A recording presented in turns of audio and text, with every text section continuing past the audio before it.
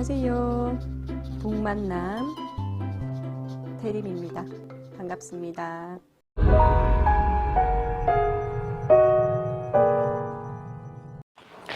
야무진 부모 노릇 네 번째, 좋은 습관에 대해서 이야기해 보도록 하겠습니다. 좋은 습관, 뭐가 좋은 습관인지 보면 제일 첫 번째 무엇을 얘기하고 있냐면요.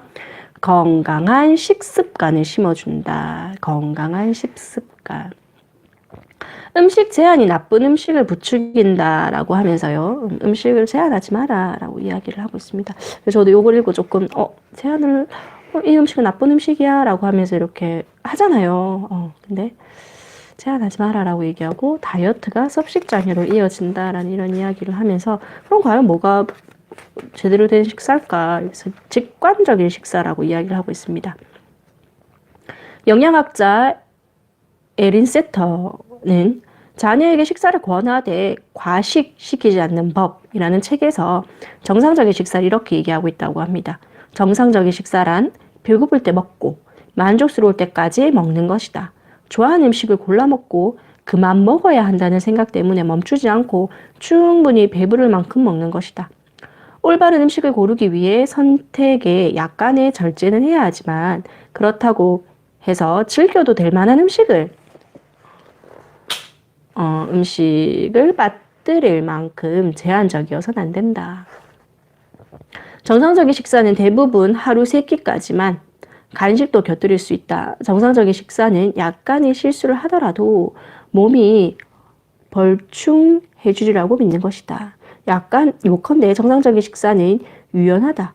감정, 스케줄, 배고픔 정도, 음식의 접근성 등의 대응에서 달라진다라고. 몸의 신호에 귀를 기울여서 배고프면 원하는 음식을 얼마든지 먹고 배가 부르면 먹지 않는다라는 것을 이야기를 하는데요. 여기서 단 이유로 음식을 먹어서는 안 된다. 스트레스 받는다고 뭐 먹고 이런 거 있죠. 그래서는 안 된다. 우는 아이한테 이제 울음을 달래기 위해서 이렇게 음식을 주는 건 이제 내가 감정이 이렇게 슬플 때 먹어도 된다. 먹어야 된다. 먹어야 뭐 이런 감정을 없어진다. 이런 걸 잘못 인식될 수 있기 때문에 이제 배고픔에 대해서 얘기를 하는 거지 감정에 의해서 이제 심리적인 이유 때문에 그렇게 음식을 먹어서는 안 된다라고 이야기를 하고 있습니다. 특히 이제 외국의 서양 책이기 때문에 이제 다 과도 비만인 사람들이 많아서 이 부분에 대해서는 좀 그쪽 나라 시각으로 쓰여 있는 것 같아요. 원하는 것을 원하는 만큼 먹게 한다. 섭식장애의 3가지 위험신호. 섭식장애 무섭죠, 그죠? 미국의 경우 섭식장애를 겪는 90%가 여성이다.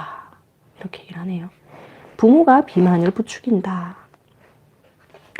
TV의 그릇된 이미지가 아이를 망친다.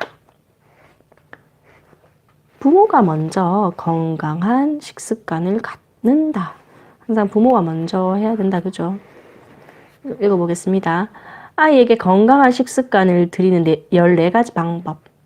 배고플 때만 먹고 지나치게 배고픈 상태가 되지 않게 한다. 저녁 식사는 가족 모두가 함께 한다.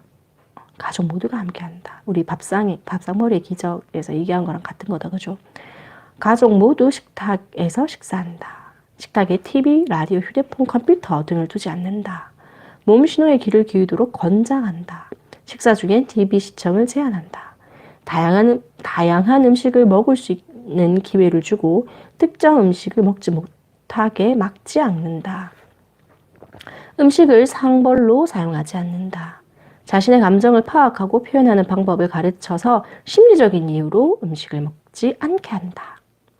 자신의 몸이나 자녀의 몸에 대해 비판하지 않는다. 다이어트를 하지 않음으로써 건전한 본보기를 보인다. 자신을 긍정하고 자신의 몸에 대해 제대로 인식하게끔 가르친다. 음식을 맛보고 즐기도록 권장한다. 집안에 체중계를 두지 않는다라고 이야기를 하네요. 다음에 운동을 좋아하는 아이로 키운다. 아이 몸과 마음에 딱 맞는 운동을 찾는다. 그렇다고 해서 태권도나 뭐 합기도나 이런 운동 학원을 보내야지라고 생각하지 마세요. 여기서 말하는 운동은 그런 꼭 학원에 가야지만 할 수 있는 그런 운동 아닙니다. 특정 운동을 강요하지 않는다. 네. 하루에 TV 시청은 2시간 이하로 줄인다. 그리고 2시간 이후로 줄이면서 어떻게 하냐면 운동이 아이의 지능을 높이고 운동으로 건강한 식습관을 만들어주니까 운동을 할 수 있게끔 하면 되죠. 그럼 어떻게 운동을 할 수 있겠느냐? 운동장 가서 달리면 됩니다. 공 들고 나가서 함께 공을 차면 돼요. 미끄럼틀 놀이터에 나가서 같이 줄넘기 뛰면 됩니다. 운동을 너무 거창하게 생각하지 마시고요. 이렇게 운동을 즐길 수 있는 아이가 될 수 있도록 다양한 운동을 접할 수 있는 기회를 주고요. 운동을 잘하는 아이는 리더십이 뛰어나다. 그리고 부모의 태도가 가장 큰 영향을 미치는데요.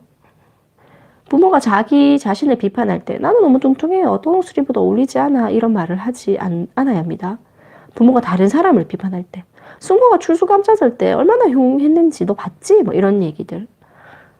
아이가 부모에게 비판을 당할 때 이런 바보 같은 이런 이렇게 나쁘게 얘기한 이런 것들을 해서는 안 됩니다. 부모의 태도 안 되죠. 나의 이야기가 아이는 스펀지처럼 쏙쏙 빨아들이는 존재이기 때문에 조심해야 합니다. 그죠? 신경 써야 하고요. 운동을 즐기는 아이로 키우는 11가지 방법. 신체 활동이나 운동을 즐기도록 격려한다. 신체 활동이나 운동을 할 수 있는 파티, 소풍, 휴가를 계획한다. 가족과 함께 저녁 식사 후에 산책을 한다. 좋은 방법이네요. 비디오 게임 대신에 롤러브레이드나 인라인이나 이런 거 같은 운동을 할 수 있는 것을 선물한다. 킥보드 이런 거요. TV 시청, 비디오 게임, 컴퓨터 사용을 제한한다. 부모 자신이 역할 모델이 되어 활동적인 생활을 한다. 운동하는 모습을 보여주는 거죠.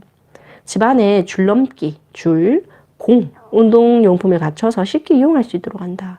TV는 침실 밖으로 내보낸다. 아이가 원한다면 운동 강습을 참가하게 한다. 아이의 운동 능력에 대해서 칭찬한다. 특정한 운동을 강요하지 않고 아이가 즐길 수 있는 운동을 찾도록 도와준다. 이렇게 이야기하고 있습니다. 그 다음에 건강한 수면 습관. 지금 먹고 운동하고 자는 것에 대한 이야기를 하고 있어요. 잘 자는 아이가 건강하다. 맞죠? 근데 아이 수면 습관 기르기가 참 힘든데 수면 습관 어렸을 때 잘 잡아주어야 하죠. 그죠? 어떻게 수면 습관을 기르느냐. 건강한 수면 습관 들이는 7가지 방법. 취침의식을 만듭니다. 아이가 쉽게 잠들게 하기 위해서는 일관성이 필요하다. 정해진 계획이 있으면 매일 밤 일정 시간에 잠자기 위해서 무의식 중에 몸과 마음을 준비한다. 일관성. 그러니까 샤워를 하게 하고 이제 편안한 잠옷으로 갈아입히고 간단하게 기도를 하거나 아니면 이제 오늘 하루 있었던 일에 대해서 이야기를 하고 잘 자라고 입 맞춰주고 이런 거 각 집마다 그냥 간단하게 취침 의식. 자기 전에 항상 엄마가 이렇게 해주는구나 이런 의식을 만들고요. 잠들기 전에 불안감을 해소해 준다. 여기에선 로지 아들이 침대에 누워서 지진에 대한 공포를 털어놨대요. 지진에 대해서 배웠는데 너무 무서웠다는 거죠. 그죠? 우리 아이들은 요즘에 괴물책을 읽고 괴물이 나타날 것 같아 라고 막 이렇게 얘기를 하는데요. 그렇지 않게 안심을 시키고 잠자리에 들 수 있도록 해주고요. 우리 집은 괴물이 나타나지 않아. 이렇게. 저는 이렇게 얘기하거든요. 엄마 무서워. 우리 집은 예수님이 지켜주는 집이기 때문에 괴물은 들어올 수가 없어. 이렇게 얘기를 하면 아이들이 되게 이렇게 안정감을 느끼더라고요. 저 예수님 많이 믿는데요. 그럼 어떻게 하면 돼요? 엄마가 있기 때문에, 아빠가 있기 때문에 괴물은 들어오지 않아. 엄마가 지켜줄게. 아빠가 지켜줄게. 이런 얘기를 하면서 아이에게 안심하고 잠들 수 있도록 해주고요. 부모를 대신할 대상을 만들어줍니다. 항상 저희 둘째 아이는 저의 팔을 꼭 안고 자려고 하거든요. 근데 어떻게 하느냐. 요즘에는 좋아하는 장난감 볼트가 생겼어요. 그 볼트를 꼭 손에, 잠에 푹 들고 나면 그 손에 저의 손을 빼고 볼트를 손에 쥐어줍니다. 네. 그리고 어두움 속에서 잠들게 한다. 방을 어둡게 하는, 아이들이 무서워한다고 조명을 켜놓거나 그러면 숙면을 취하지 못하거든요. 그래서 아이들이 힘들어 하더라도, 처음 한두 번 힘들어 하더라도 어두움 속에서도 사실은 좀 어두운 곳에 있어 보면 시간이 좀 지나면 또 보이잖아요. 그죠? 그런 것들에 적응할 수 있도록 아이 방을 어둡게 해주고 아침에 빛이 잘 들어오게 그 신체 시계를 맞추도록 해주는 것이 도움이 된다. 그러면 어두우면 수면에 도움이 되는 호르몬을 분비시켜 주기 때문에 모두 불을 끄고 잠을 재울 수 있도록 해야 되고요. 침실 온도를 조절하고 낮 동안 활동적인 생활을 하게 합니다. 그럼 어떤 것들이 건강한 수면을 가로막느냐. 여기서 8가지를 얘기하고 있는데요. 한번 볼까요? 너무 피로하게 한다. 아이 한계를 실험하게 한다. 뭐 아침형 인간, 저녁형 뭐 아이 이렇게 해가지고 우리 아이는 밤에 놀아요. 뭐 낮에 자요. 뭐 이런 말이 안 된다는 거죠. TV를 시청하게 하는 것. 비만인 아이. 비만인 아이는 코를 걸거나 수면성 무호흡 쪽을 앓을 가능성이 매우 많다고 합니다. 그래서 이런 것들 혹시 건강에 문제가 있지는 않은가 보라는 거고요. 그다음에 카페인 섭취. 아이가 커피를 먹지도 않는데 무슨 카페인? 근데 카페인 의외로 초콜릿, 핫 초콜릿 뭐 이런 거에 들어있기 때문에 아이가 잠을 잘 때 뭐 콜라, 뭐 차 이런 걸 먹는 것도 잠들기 전에는 먹이지 않도록. 그러면 애가 잠들고 싶어 하지만 카페인 때문에 잠을 자지 못하는 경우도 생기겠죠. 그죠? 근데 취침 전에 간식도 좀 먹지 않도록 의식적으로라도 초콜릿을 주지 않고 간식을 주지 않도록 어두운 곳에서 잠을 들 수 있도록 해주고요. 자, 그 다음에는 아홉 번째 경제 습관에 대해서 이야기를 할 텐데요. 일단 한번 끄고 다시 할게요.